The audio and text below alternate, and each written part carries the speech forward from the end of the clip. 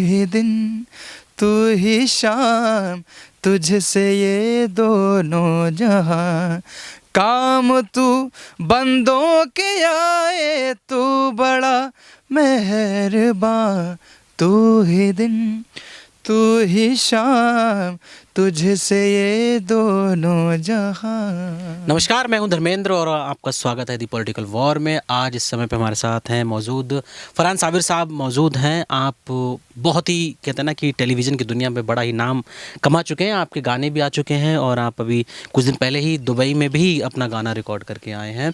मैं बता देता हूँ, आप जो हैं वॉइस इंडिया के विनर रह चुके हैं सीज़न 2 के, राइट? सर आपका बहुत बहुत स्वागत है। थैंक यू सो मच भाई।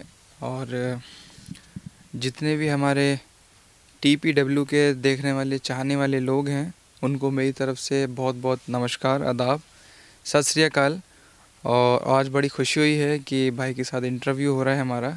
बात अगर इंटरव्यू की हो रही है तो मैं कहता हूँ कि जब बात छेड़ी दिया, आपने कही दिया कि इंटरव्यू हो रहा है, तो सबसे पहले हम करते हैं बात आपकी निजी ज़िंदगी की। जी। एक कहते हैं ना कि जब आदमी यंग होता है और यंग होने के साथ में जब उसे गिटार बजाने का शौक़ हो और फिर वो सिंगर भी हो और माशाल्लाह फेमस भी हो जाए अगर, तो कहते हैं ना कि एक हुजूम आपके पीछे पड़ा होता है। कोई ऐसा कहानी, कोई किस्सा अगर बताएं। मेरी अगर निजी ज़िंदगी के बारे में बताया जाए तो मैं म्यूज़िकली फैमिली से बिलोंग करता हूँ और मेरे पूरे ख़ानदान में, ननियाल में सब लोग म्यूजिशंस लोग हैं। और मेरे फादर बहुत ही अच्छे तबला प्लेयर हैं, उनका नाम उस्ताद ग़ुलाम सबीर खान साहब है, अजराड़ा घराने से हैं। और मेरे जो चाचा हैं जनाब सुंदरम खान साहब, बहुत ही जानी मानी शख्सियत हैं, माशाल्लाह सब लोग जानते हैं। और म्यूज़िक डायरेक्टर हैं वो, हमारे मामू सारंगी प्लेयर हैं। और मेरे जो परदादा थे उस्ताद हफ़ीज़ खां बशीर खान साहब, जो कि गुड़ियानी से बिलोंग करते हैं। और माशाल्लाह बहुत उनके दौर में बहुत उनका नाम रहा है, राजाओं महाराजाओं के दरबार में उन्होंने गाया बजाया है। तो मैंने सबसे पहले अपनी तालीम जो ली थी अपने वालिद से ली थी, जनाब ग़ुलाम साबिर खान साहब। तो मुझे बहुत शौक़ था तबले का, क्योंकि मेरे वालिद इतने अच्छे माशाल्लाह तबला प्लेयर हैं। तो मेरी भी ख्वाहिश थी कि मैं भी उनकी तरह एक अच्छा नाम करूं उनकी फ़ील्ड में, गाने बजाने की फ़ील्ड में।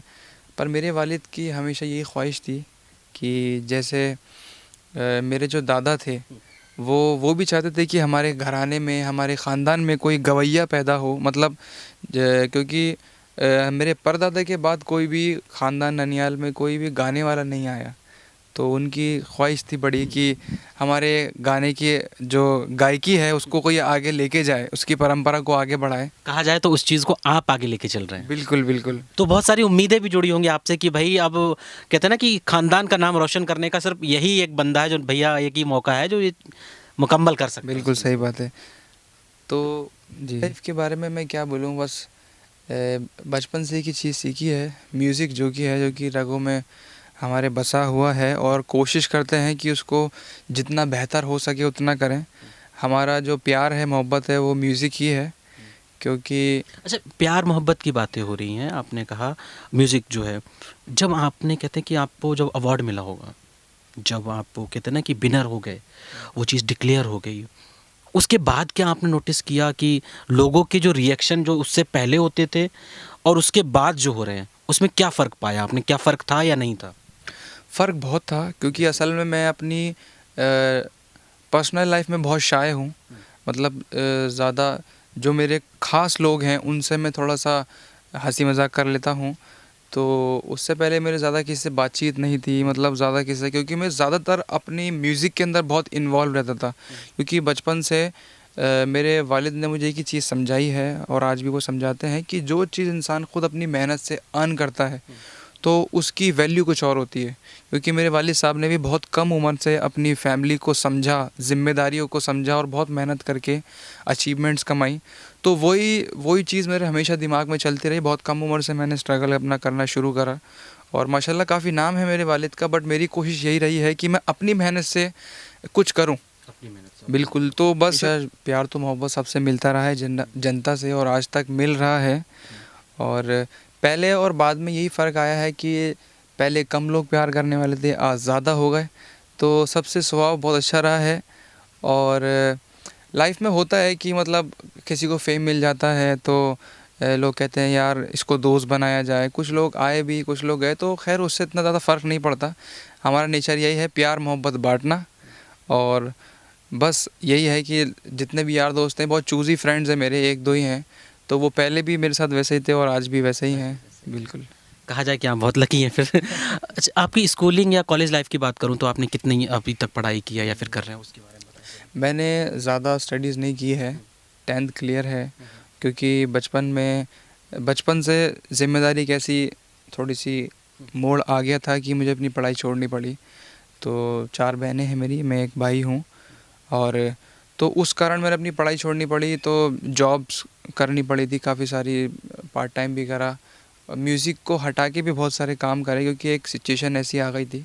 तो उस चीज़ से कभी घबराया नहीं। बस मेरी एक सोच ये थी कि मैं अच्छी मेहनत करूं, अपने घर वालों को अच्छी एक लाइफ दे सकूं। लाइफ देना ऊपर वाले का काम है, बस एक वो ज़रिया बनाता है और मेहनत करना हमारा काम है। अच्छा, बात काम की हो रही है, मेहनत की हो रही है, तो आपने काम इंडिया में भी किया है, आपने दुबई में भी किया है, तो दोनों में क्या फ़र्क पाया जब आप दुबई में काम करके आए?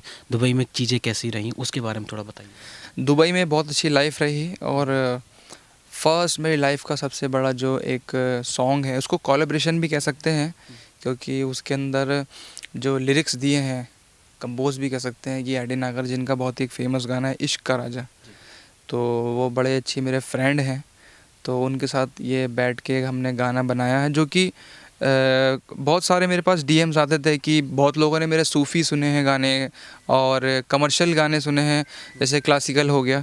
तो सब कहते हैं कि कुछ मैं चाह रहा था कि लोगों को कुछ अपना एक अलग जॉनर भी प्रेजेंट करूं, कि मैं हाँ ये भी गा सकता हूं, क्योंकि मेरी एक छाप बन गई थी कि ये सिर्फ क्लासिकल सूफ़ी गा सकते हैं। तो हमने कुछ अलग ट्राई किया, उसको हमने दुबई में शूट करा। वैसे हम कहीं और प्लान शूट कर रहे थे, पर हमने कहा कि दुबई में शूट करते हैं। तो बहुत मज़ा आया।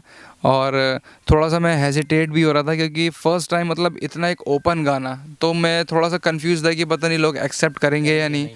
बट बिल्कुल, तो एक प्रेशर भी था, बट एक एक्साइटमेंट भी थी कि यार नई चीज़ करने जा रहे हैं।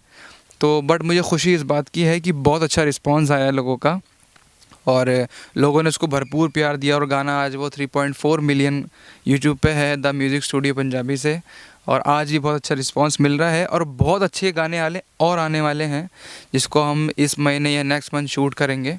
तो उम्मीद है कि वो थोड़ा और हट के गाना है। हम उन गानों को भी सुनेंगे और जो आप गाना बता रहे हैं हम उस गाने को भी सुनेंगे। अच्छा, इस बीच में मुझे ये थोड़ा बताइए कि वहाँ जब आप कहते हैं दुबई में थे, तो जो कहते हैं ना कि अलग अलग तरीके के अलग अलग फील्ड के एक्टर्स भी होते हैं, मॉडल्स भी होते हैं, तो उनके साथ काम करके कुछ नया जो सीखने को मिला हो, या फिर जो बड़े एक्टर्स थे उनके साथ जो काम करने का मिला, वो अनुभव कैसा रहा, उसे थोड़ा बताइए। वो बहुत अच्छा रहा, क्योंकि एक्चुअली मेरा ज़्यादा फोकस सिंगिंग पे रहा है, तो इतनी एक्टिंग पे मैं ज़्यादा नहीं घुसा।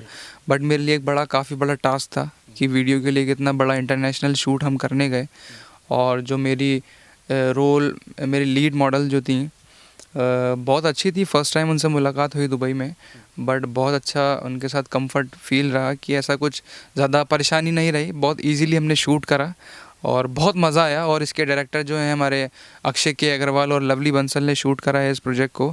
बहुत बाकमाल वीडियो शूट हुआ है और बहुत मज़ा आया इस प्रोजेक्ट के अंदर। बहुत मतलब जैसे जैसे कुछ क्लोज शॉट्स भी थे, तो उसके अंदर थोड़ा सा हेजिटेट हो रहा था मैं, बट डायरेक्टर साहब ने हमारे समझाया कि कोई टेंशन की बात नहीं, सब लोग सिमिलर एज के थे, यंग लोग थे। तो बहुत मज़ा आया, मतलब काफ़ी अच्छी फ़नी चीज़ भी हुई वहाँ पे। क्योंकि वो चीज़ ना कि आप शाय नेचर के आपने बताया, तो बिल्कुल, जी जी। आपके लिए बहुत ऑड लग रहा होगा वो चीज़। तो बहुत मज़ा आया। थोड़ा सा सब लोग हंस भी रहते हैं, क्योंकि एक मेरी पर्सनैलिटी लोगों के सामने कैसी आ चुकी है कि थोड़ा सा एक रिजर्वनेस।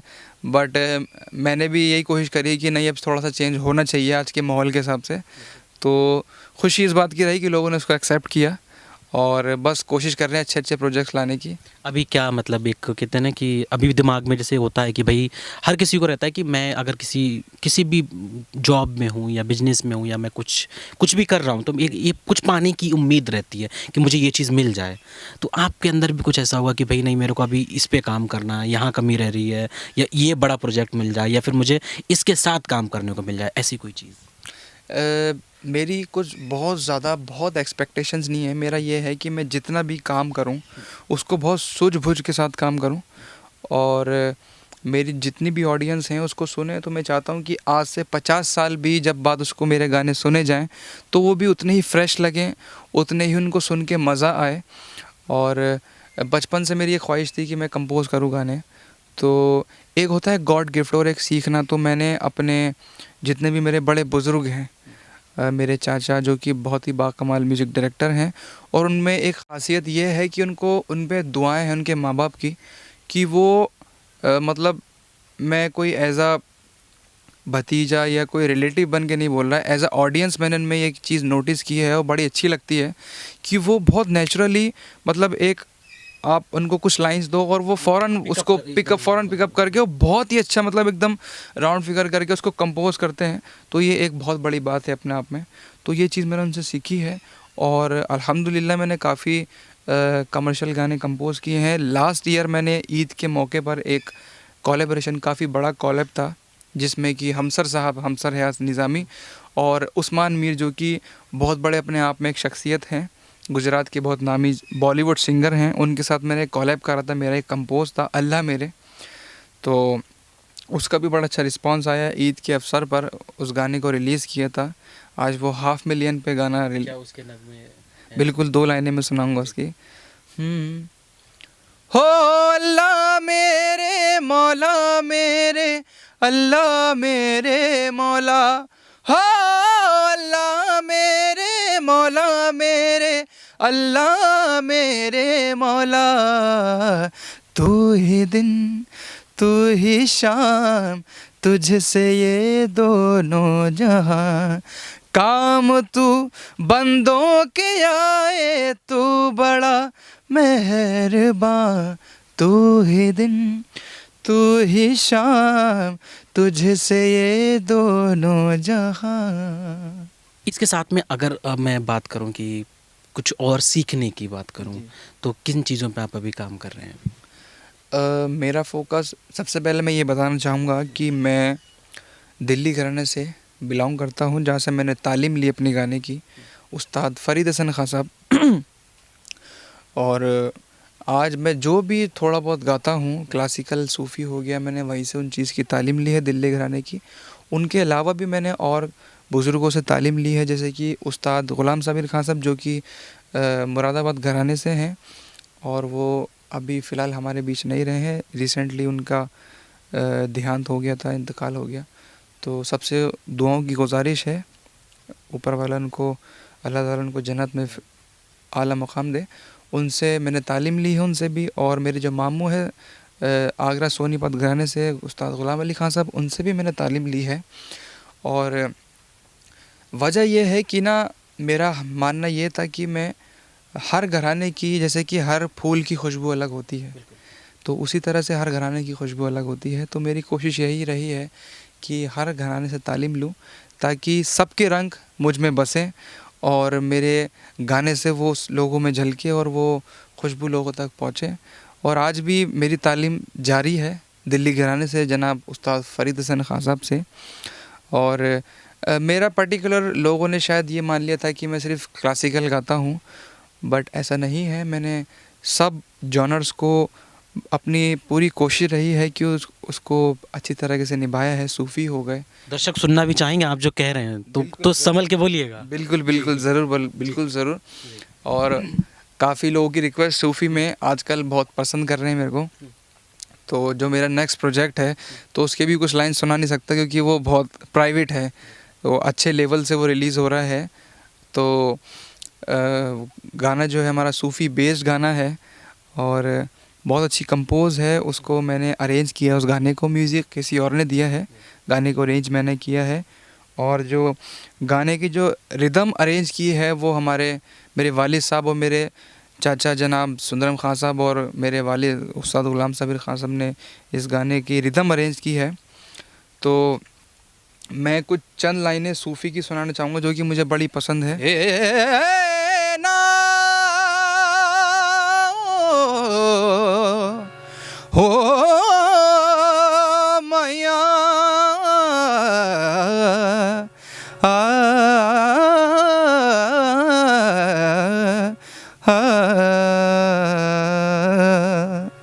एक शेर अर्ज़ कर रहा हूँ, मेरा बड़ा ही पसंदीदा शेर है।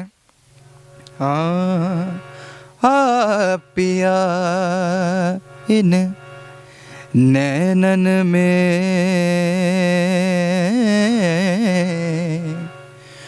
तोहे पलक ढाक तोहे लूं, ना मैं देखूं गैर को, ना तो है देखण दूं।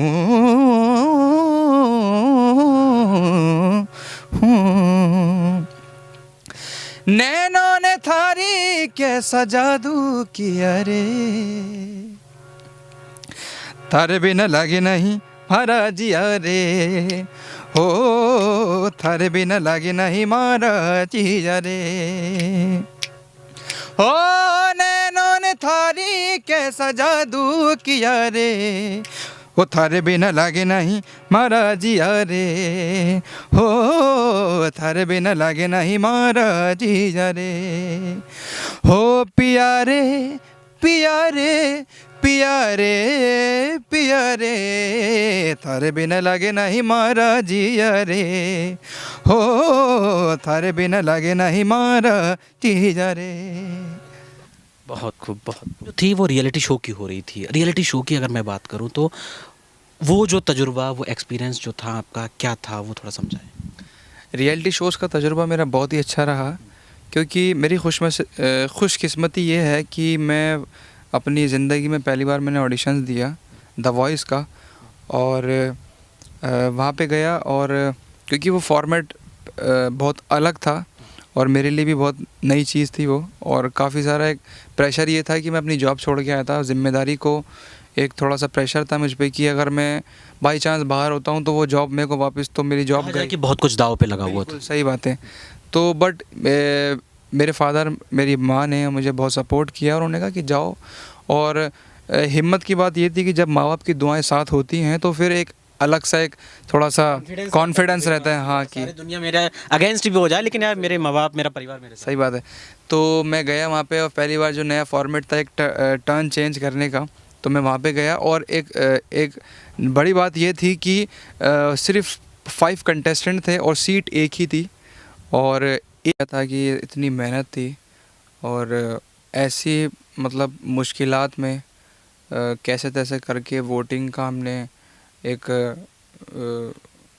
उसका इंतज़ाम किया, रकम का, बहुत लोगों से उधर उधर से पैसे लिए। तो एक प्रेशर ये था कि यार इतनी आगे तक फाइनल में आ चुका हूँ और बस एक सीढ़ी बाकी है पार। तो उम्मीद भी वैसे नहीं थी क्योंकि काफ़ी लोग अच्छे गाने वाले थे, सिंगर्स। तो बट जब जिस टाइम नाम लिया तो मतलब एक ऐसा एक समा बन गया था कि जैसे कि पैर से ज़मीन निकल गई, क्योंकि जो सोचा नहीं था और वो एकदम हो जाए वो। तो बहुत खुशी थी उस टाइम कि ऊपर वाले का जितना, आज भी मैं अल्लाह का जितना शुक्र करूं, ऊपर वाले रब का जितना शुक्र करूं उतना कम है कि उसने इतनी अपनी इज़्ज़त से नवाजा और बेशुमार लोगों की मोहब्बत मिली, इतने सारे। क्योंकि एक मिसाल है कि इंसान मेहनत तो करता है, मेहनत मज़दूर भी करता है और सब लोग मेहनत करते हैं, लेकिन उन मेहनत के साथ जब लोगों की दुआएं शामिल हो जाएं तो फिर चार चांद तो लगने ही हैं। तो बहुत खुशी हुई। उसके बाद लोगों की एक्सपेक्टेशंस बढ़ गई कि अब आगे क्या होगा। तो उसके बाद काफ़ी सारे गाने भी आए और लोगों ने कहा कि हम चाहते हैं कि आपको दोबारा टीवी में देखना। तो हमने कहा ठीक है, फिर दोबारा उसी दौर से, उसी मेहनत से दोबारा शुरुआत की। अभी रिसेंटली सारेगामा भी मैं गया था और वहाँ पे अच्छे काफ़ी लोगों के सामने परफॉर्मेंस हुई, जैसे कि जिनका मैं सबसे बड़ा फ़ैन हूँ, मैं क्या दुनिया फ़ैन है, सलमान खान साहब। और अंतिम की प्रमोशन के लिए वो आए थे, जो मेरा लास्ट एपिसोड उनके सामने हुआ था, और उनके जीजा आयुष्मान भाई और उस मूवी की हीरोइन वो भी थी मौजूद। और हमने ट्रायो था कवाली सेटअप भर दो झोली, तो हमने उनके सामने परफॉर्म किया। और मेरे लिए बहुत बड़ी, वाकई में इतनी बड़ी बात थी कि जिनका मैंने बचपन से सपना देखा था और अल्लाह ने वो पूरा कराया और बहुत कम उम्र में पूरा हुआ, तो ये मेरे लिए बहुत एक गर्व की बात है। तो उनके सामने मैंने कवाली परफॉर्म की और उनके इतना अच्छा उनसे एप्रिसिएशन मिला। और उन्होंने बताया कि उनके जो जीजा थे कि उनकी फ़र्स्ट कास्टिंग थी उस फिल्म को लेके कि वो कास्टिंग डायरेक्शन में थे कि कैसा कैसा उन्होंने उस कव्वाली के दौरान क्या क्या उनके साथ हादसा हुआ और क्या उनको एक्सपीरियंस मिला। तो बहुत मज़ा आया और सलमान भाई वाकई में कव्वाली सुन के बहुत इमोशनल हो गए थे। और कव्वाली की बात हो रही तो कव्वाली थोड़ा हो ही जाए। बिल्कुल। तेरे ही नाम से हर इब्तिदा है, तेरे ही नाम तक हर इंतहा है। तेरी हमदो सना अल्हम्दुलिल्लाह कि तू मेरे मोहम्मद का खुदा है। भर दो झोली मेरी या मोहम्मद, लौट कर मैं न जाऊंगा खाली। भर दो झोली मेरी या मोहम्मद, लौट कर मैं न जाऊंगा खाली। ए भर दो झोली मेरी ताजदारे मदीना, लौट कर मैं न जाऊंगा खाली।